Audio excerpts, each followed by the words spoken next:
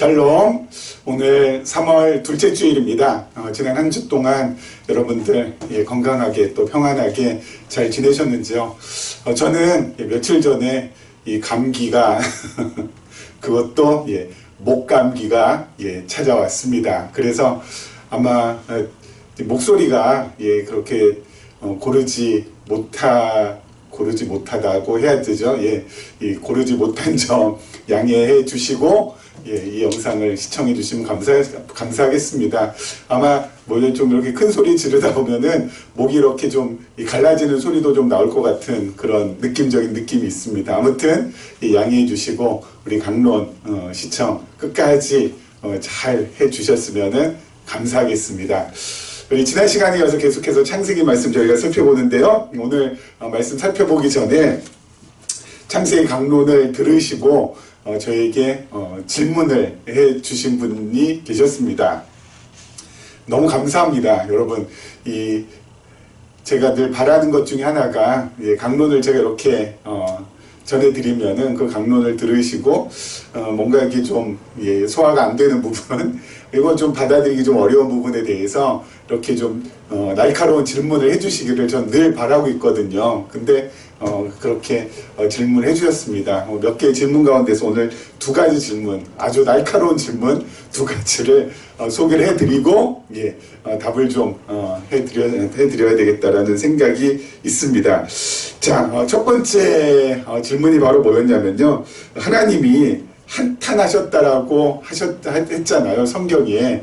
근데 성경에 이렇게 하나님이 한탄했다라고 굳이 그렇게 기록했을 이유가 있었을까라는 것입니다. 왜냐면은 이게 오해의 소지가 참 많은 거잖아요.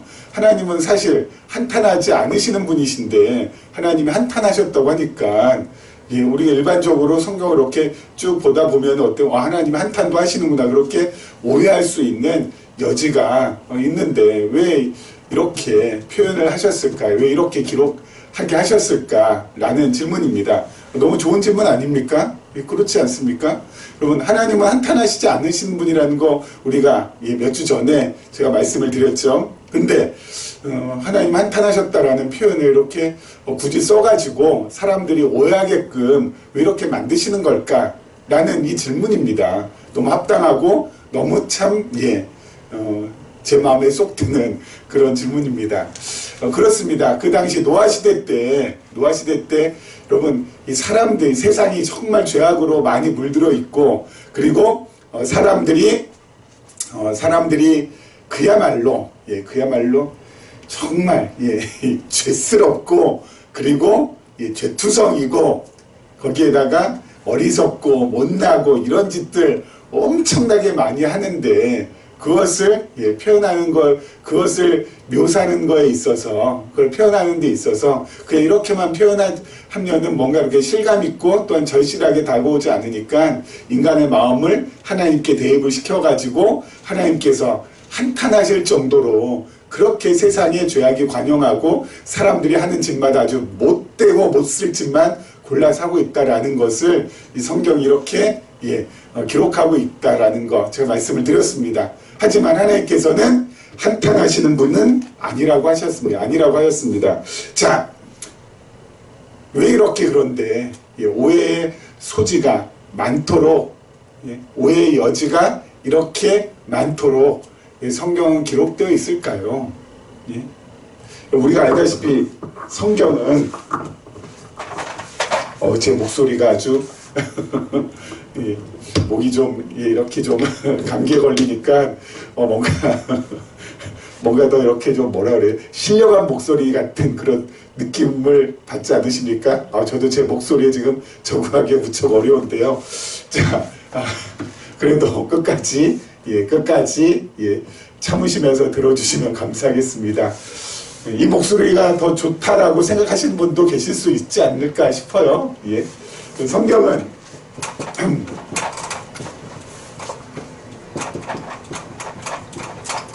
성경은 바로 진리죠. 그런데 이렇게 하나님이 한탄하셨다라는 이런 표현을 써가지고 성경을 왜 이렇게 오해하게 해서 여러분 성경은 진리인데 이 진리에 바로 이렇게 접근하는데 어렵게 만드느냐는 것입니다. 그렇죠. 여러분, 하나님이 한탄하셨다라는 표현을 보고 어떤 사람 진짜 오해해가지고, 여러분, 우리가 하나님 한탄하게 하게 해서야 되겠습니까? 하나님 후회하게 만들어서야 되겠습니까? 그럼 우리도 노아시대에 있는 그 사람들처럼 그냥 자기 소견에 오른 대로 아무렇게나 사는 것이 아니라 하나님 말씀에 잘 순종하면서 살아야 되지 않겠습니까? 여러분, 너무 괜찮지 않습니까? 근데 이것은 뭐예요? 이건 잘못된 표현, 뭐라고 해야 되나요? 잘못된 표현이 아니라 오해의 소지가 있는 표현에 의해서 잘못 해석된 말씀이 되는 것이죠. 그렇죠? 아니, 기왕 성경이 진리라면 오해의 소지나 오해의 여지가 없도록 아주 말끔하게 이렇게 쫙쫙쫙쫙쫙 그렇게 기록이 되어야 되는 거 아니겠습니까? 근데 왜 하필 오해의 소지가 있도록 그렇게 했을까? 예? 여러분, 이유는 딱 하나입니다. 바로 뭐냐면요, 성경을 그렇게 하나님께서 기록하게 하신 이유는 귀 있는 자들만 진리를 듣도록 하게끔 하시기 위해서입니다. 예? 귀 있는 자들만 듣도록. 예? 무슨 뜻이냐면요, 하나님께서 창세 전에 택하신 하나님의 자녀들, 하나님의 은혜를 입은 하나님의 백성들만 성경에 어때요? 성경 진리를 잘 접근할 수 있도록 하기 위해서. 그래서 여러분, 성경은 이 세상 모든 사람들에게 오픈되어 있는, 열려 있는 책이 아닙니다. 하나님의 자녀들에게만 열려 있는 책이에요. 모든 사람들이 다 같이 보고 다 같이 듣고 다 같이 알 수 있는 그런 책이 바로 성경이 아니라는 것입니다. 그래서 예수님께서도 제자들에게 이런 말씀하시지 않았습니까? 천국의 비밀이 너희에게는 허락이 되어 있지만 저들에게는 허락되지 않았다. 너희에게만 허락되어 있기 때문에 너희만 알아들을 수 있도록. 그래서 여러분, 오해의 여지나 오해의 소지가 있기 때문에 어때요? 성경을 통해서 율법주의도 나오고 기복주의도 나오고 신비주의도 나오고 심지어는 뭐예요? 이단도 나오는 거 아니겠습니까? 예? 잘못 해석하고 잘못 오역하고 잘못 곡해해서. 그렇죠? 예? 그래서 여러분, 이런 성경의 이런 표현이 이 표현이 이것은 오해의 소지가 있도록 하나님께서 만들어 두신 거구나. 그래서 이런 표현은 이렇게 우리가 의역을 해서 잘 받아들여야 되겠구나라는 것을 우리들은 하나님께서 성령을 보내주셔서 잘 깨닫게 해주셔서 그런 부분에 함정에 빠지지 않도록 만들어 주시는 거예요. 그렇죠?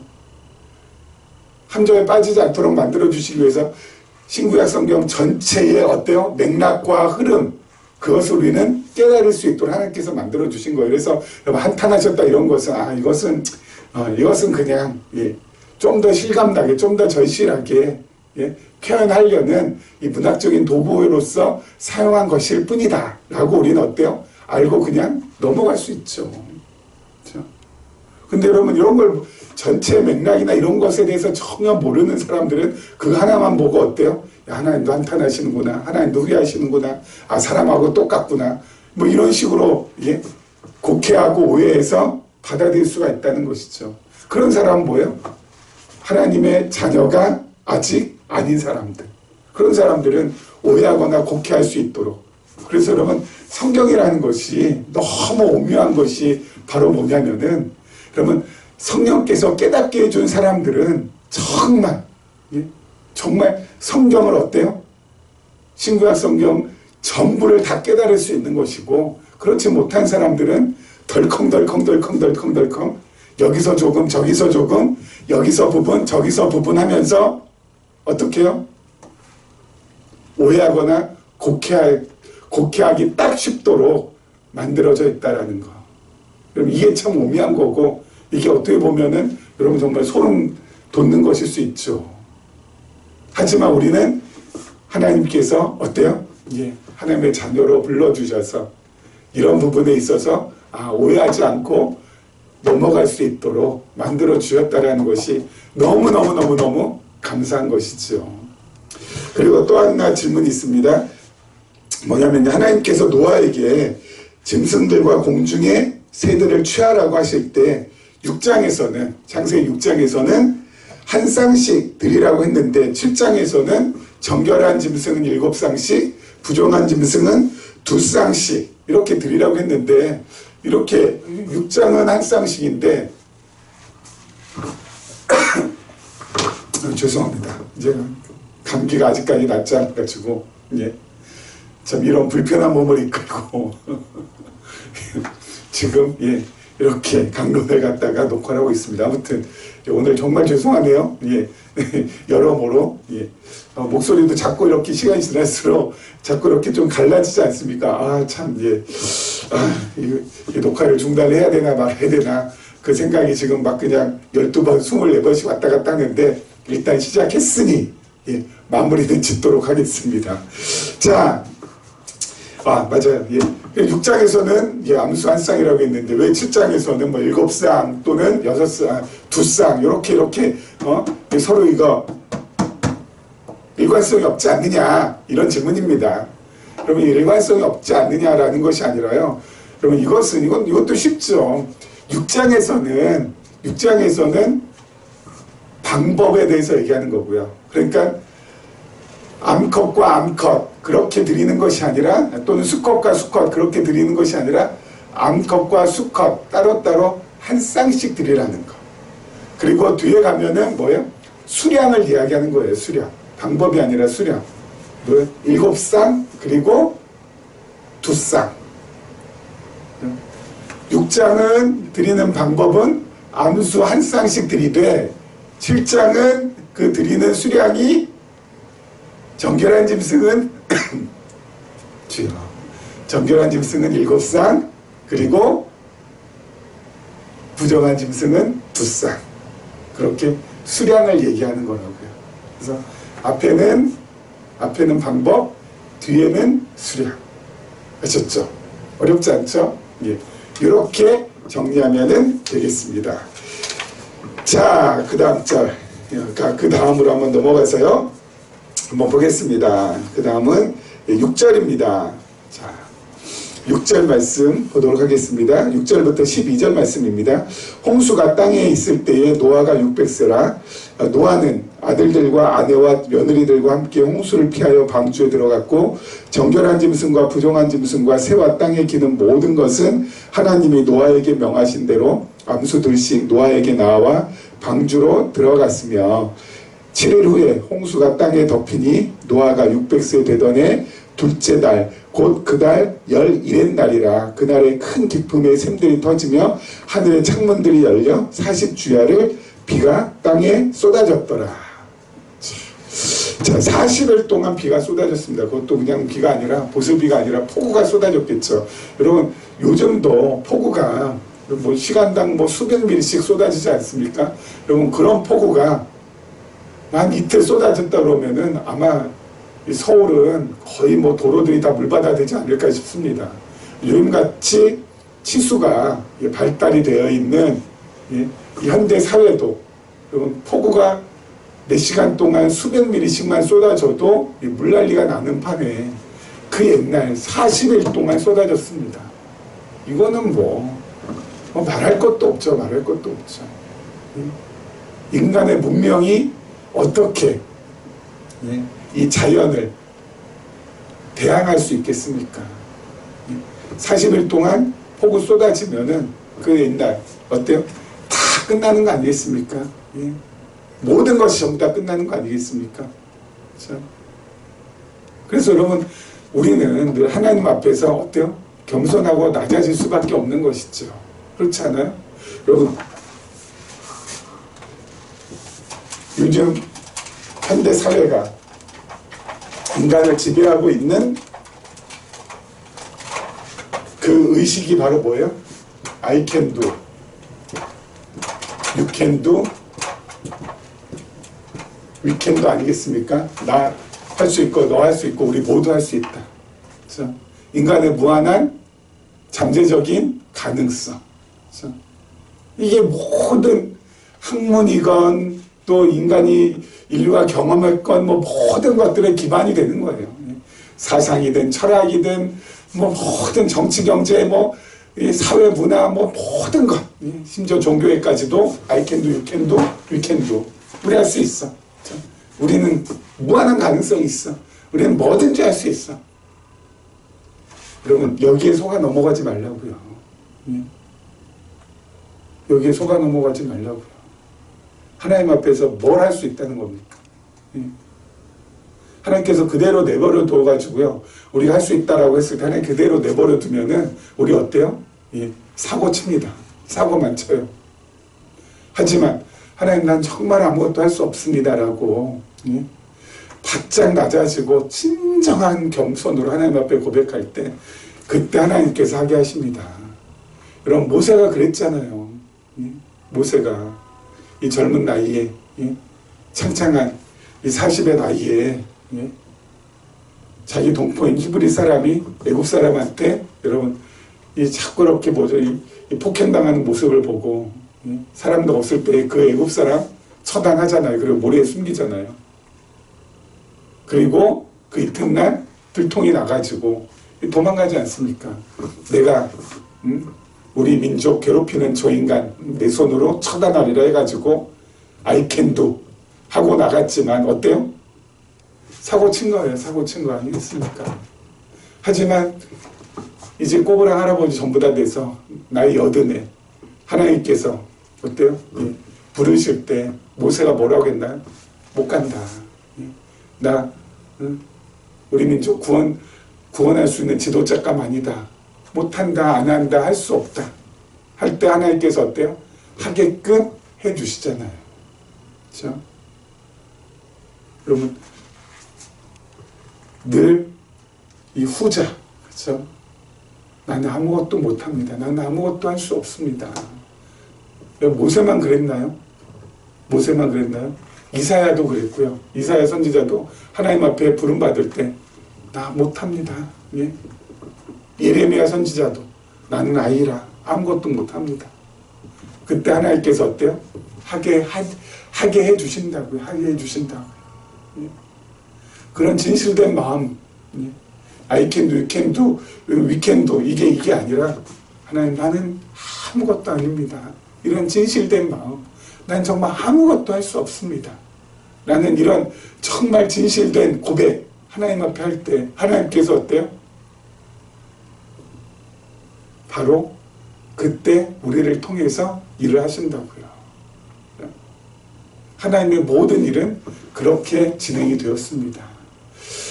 자, 그 다음 절도 한번 보죠. 13절입니다. 곧 그날에 노아와 그의 아들 셈, 함, 야벳과 노아의 아내와 세 며느리가 다 방주로 들어갔고 그들과 모든 들짐승이 그 종류대로 모든 가축이 그 종류대로 땅에 기는 모든 것이 그 종류대로 모든 새가 그 종류대로 물은 생명의 기운이 있는 육체가 둘씩 노아에게 나와 방주로 들어갔으니 들어간 것들은 모든 것의 암수라. 하나님이 그에게 명하신 대로 들어가매 여호와께서 그를 들여보내고 문을 닫으시니라. 아멘. 누가 문을 닫았다고요? 노아가요? 아니요.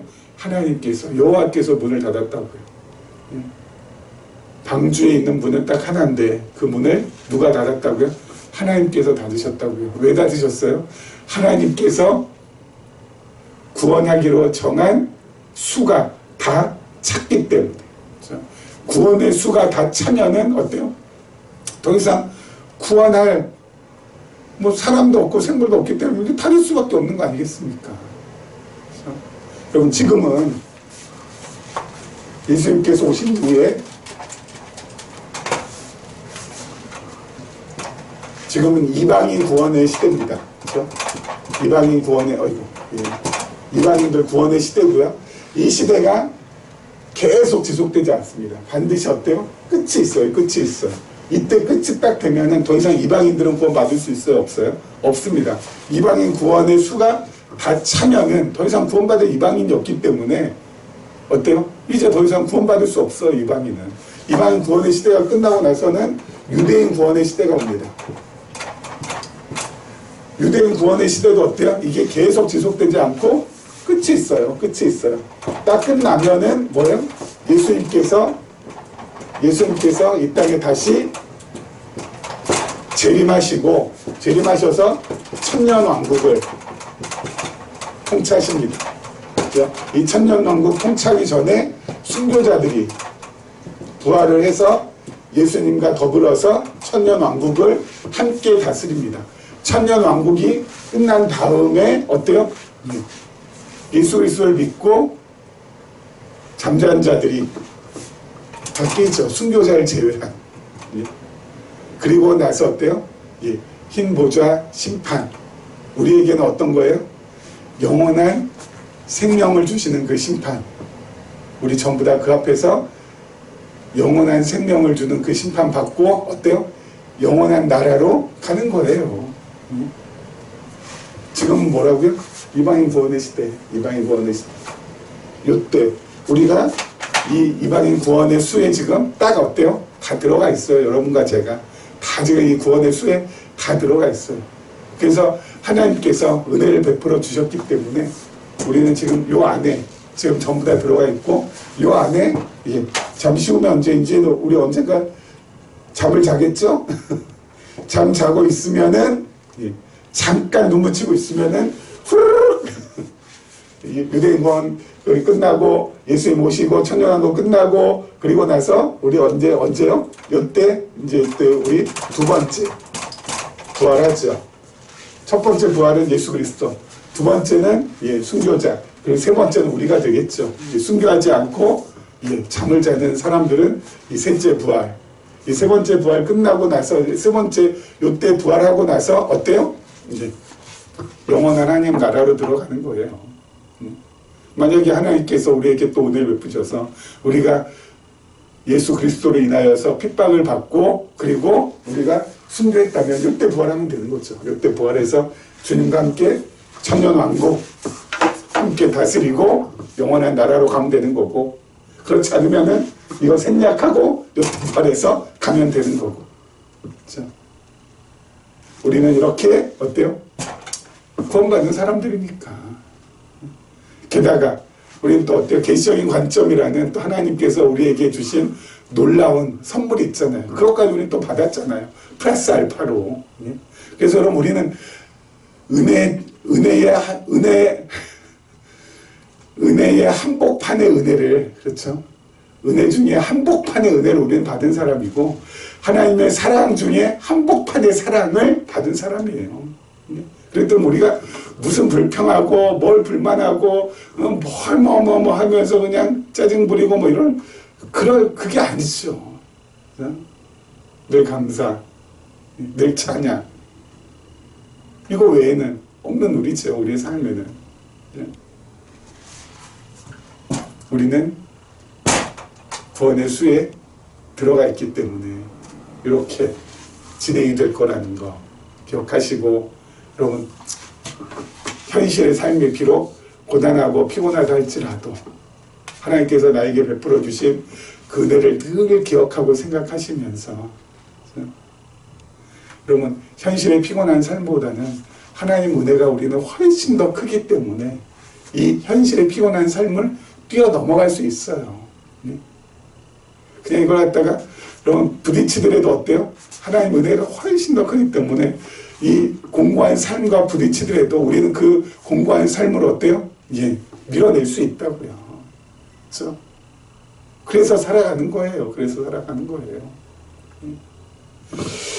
자, 그 다음 보도록 하겠습니다. 그 다음 절.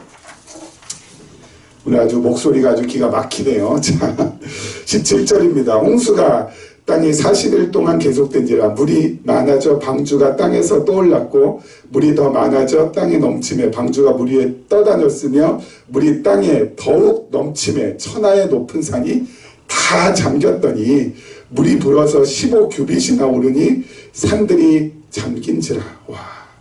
땅 위에 움직이는 생물이 다 죽었으니 곧 새와 가축과 들짐승과 땅에 기는 모든 것과 모든 사람이라. 육지에 있어 그 코에 생명의 기운의 숨이 있는 것은 다 죽었더라.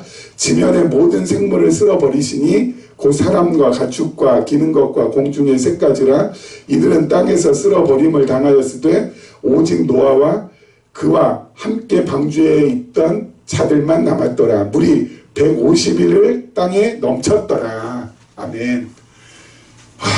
자, 여러분, 이건 여러분, 이 물이 40일 동안 내리는 바람에 어떻다고요? 높은 산이 다 잠길 정도로, 그렇죠? 높은 산이 다 잠길 정도로.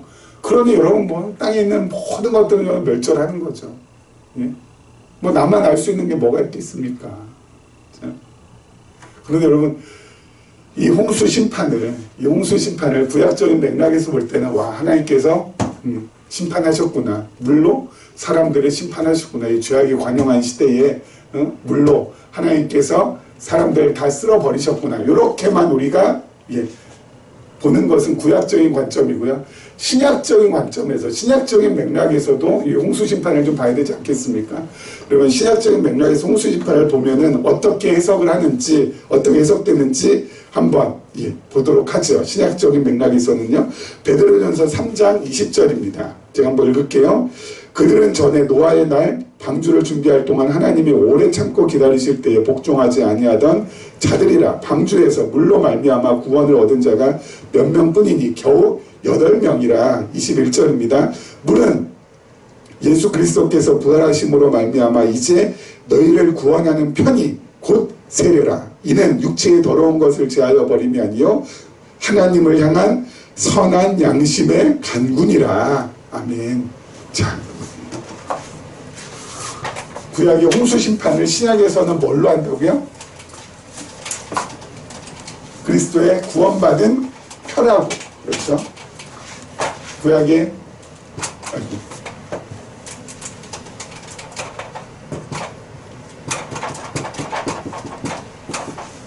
홍수 심판은 예수 그리스도의 구원받은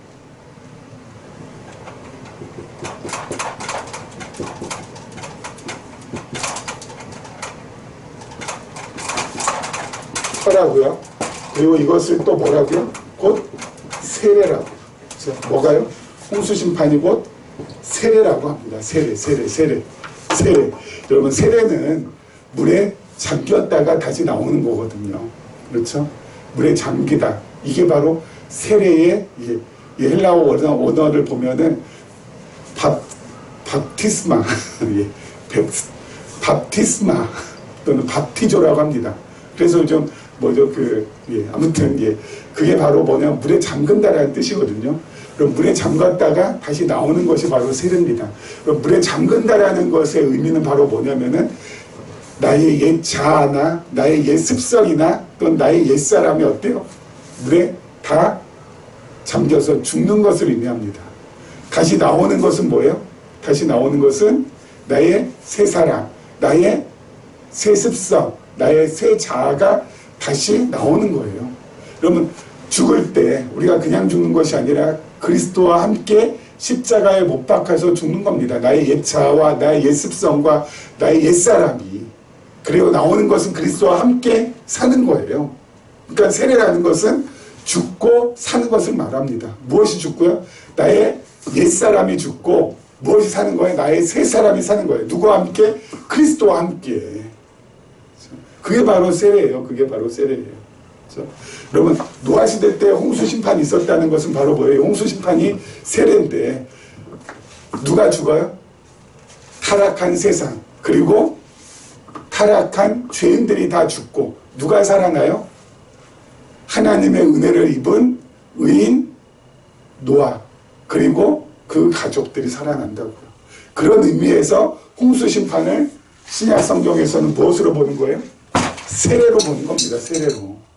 죽었다가 다시 살아나는 거. 그렇죠? 죽고 사는 것이 바로 세례라고요. 그렇죠? 죽고 사는 거. 그리스도와 함께 죽고 그리스도와 함께 살아나는 것이 바로 뭐예요? 세례라고요. 세례라고요. 근데 이 세례를 중세교회 때 의식화시키고 형식화시키고 제도화시켰어요. 그렇죠? 그래서 특정 공간에서 어디요? 성당에서 특정한 사람이 누구요? 신부가. 그리고 특정한 대상으로 누구요? 초심자를 대상으로 세례를 베푸는 것. 이것을 갖다가 그냥 세례의 전부로 여겼어요. 그래서 교회 안에만, 성당 안에만 있겠어요. 나중에 종교개혁이 일어난 다음에 개신교도 어때요? 그것을 그대로 가지고 왔어요. 그대로 가지고 왔어요. 고치지 않고. 그래서 교회당 안에서 누가? 목사가 누구를? 초심자를 대상으로 해서 세례를 주는 것을 그냥 그것을 세례라고만 여겼어요. 그래서 교회 안에만, 교회당 안에만, 중세교회는 성당 안에만 이 세례를 가두어 놨다고요. 가두어 놨다고요. 그래서 기존 신자들은 난 다 세례 받았으니까, 그렇죠. 좋은 초신자라 받는 거지. 그래, 난 다 세례 받았으니까 나하고는 더 이상 상관없는 것으로. 그렇죠? 개신교에서도 여러분 세례 받는다 했을 때, 세례식 한다 했을 때는 세례 받는 그 대상자들한테는 되게 중요한 거지만 이미 세례 받은 사람들한테는 세례는 더 이상 그렇게 중요한 게 아닌 거예요. 왜? 난 세례 받았잖아. 난 세례 교인이니까. 아니라고요. 아니라고요. 세례는 특정한 공간 안에만 묶어둬서는 안 된다고요. 예배당 안에만, 교회당 안에만, 성당 안에만 이 세례를 묶어둬서는 안 된다고요. 그럼 어떻게 해요? 우리의 삶 속으로 풀어줘야 된다고요. 그래서 우리가 세례의 삶을 살아가야 된다고요. 매일매일 우리가 어때요? 세례 받으면서 살아야 된다고요. 그렇게 살아가는 게 구체적으로 어떤 삶이에요? 그리스도와 함께 나의 옛된 모습은 죽고, 그리고 뭐예요? 그리스도와 함께 나의 새로운 모습이 살아나는 것. 이것은 우리가 평생토록 매일매일 삶 속에서 하나님의 은혜로 진행해야 되는 것이라고요. 그래서 여러분 세례의 삶은 너무너무 중요한 거예요. 나의 옛자, 나의 옛사람, 나의 옛습관이 자꾸 그리스도와 함께 십자가에 못 박혀서 죽게 하소서. 그런 내가 죽어야 뭐요? 새 사람이, 그리고 새 자아가, 새 습성이, 성령의 소욕이 드러나게 됩니다. 주여, 오늘도 제가 세례 받으며 세례의 삶을 누리게 하소서. 그렇죠? 이게 삶 속으로 세례를 풀어주는 거잖아요. 그렇죠? 나하고는 전혀 관계없어. 왜? 난 세례 받았잖아. 그게 아니라 평생토록 매일매일 세례 받아야 돼요. 세례 받아야 돼요. 그래서 내가 점점 나의 이 못된 자아가, 이 못된 습성이 자꾸 깎여져 나가야 되고, 십자가에 다 뭐요? 못 박혀 죽어야 되고, 그리고 나의 새로운 자아가, 나의 새로운 사람이 자꾸 살아날 때라야 어때요? 이게 진짜 하나님 앞에서 멋지고 아름답고 보람있고 의미있게 살아가는 것이겠지요. 이런 은혜가 우리 모두에게 함께하기를 주님의 이름으로 축원합니다.